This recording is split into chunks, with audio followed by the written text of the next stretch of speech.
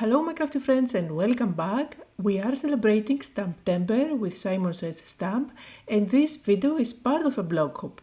So I'm going to play with some of the new products from the latest release, and I chose to go with the Witch Please. This is a stamp set designed by Kathy Zilski. And for my card I will also use the matching dies, and you can see that these cut out the actual words as well as the outline. So I'm going to start by creating a background, and I do have some masking paper here. I'm going to cut out a circle. So I do have a circle die. I'm going to run it through my die cutting machine. I will just peel it off and stick it on top of my panel. By the way, the panel is slightly smaller than the standard card.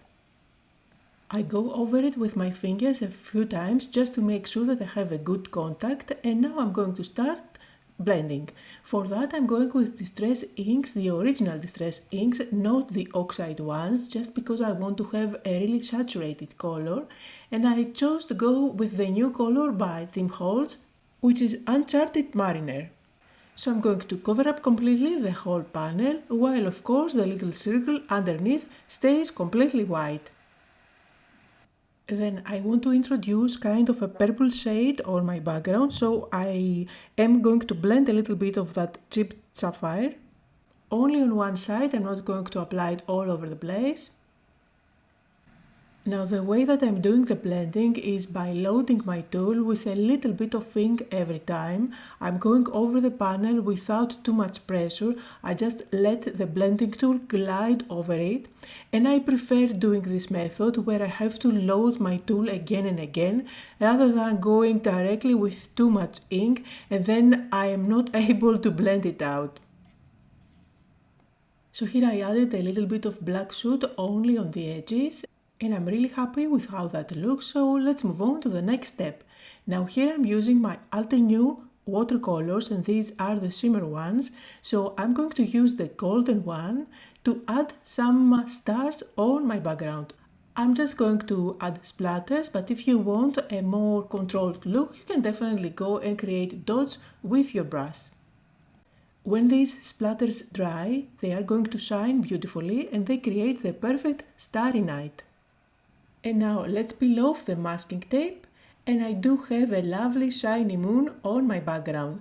Now I'm going to do a little fun technique here. I'm using a yellow shade of distress ink. This is squeezed lemonade, and I grabbed just some packaging from my bin.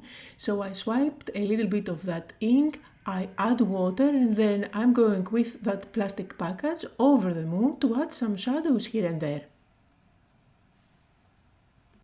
You can add as much shadows as you like, you can even introduce a second color, but in any case don't cover it up completely, because this way it looks more shiny. And now it's time to do some stamping. For that I'm going with one of the witches. I was debating whether I want to go with this one, which is the largest one, or another one that has a cut on top, but I decided to go with a bigger.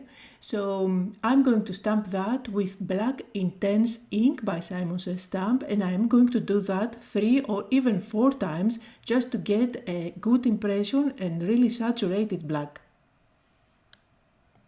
For this step, if you like, you can definitely go and apply black embossing powder for your witch, or even one of those glitter black embossing powder, which is going to give something extra on your card.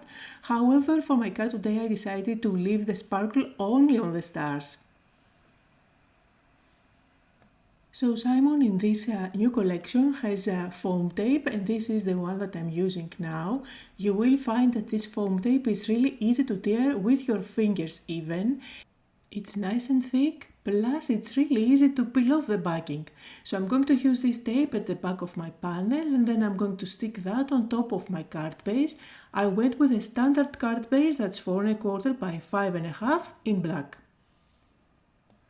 At this stage, if you feel you want to add a little bit more yellow on top of your moon, you can definitely do that. I just added a few details here and there, and then let's move on to the sentiment. For that I'm using gold cardstock, and I'm going to cut out the words I will not use the outline, I'm just going to use the main words, and for that I'm using my matte glue from my own collection with Stamperia. I decided to go with this glue just because I know that it is matte, and if it oozes out in between those letters, it's not going to show on my background. I'm adding just a few dots here and there, and I'm going to stick it on top of my card base. And that was the project for today. I hope that you had fun, that you got inspired. Don't forget to join us as we celebrate the Stamptember release by Simon Says Stamp.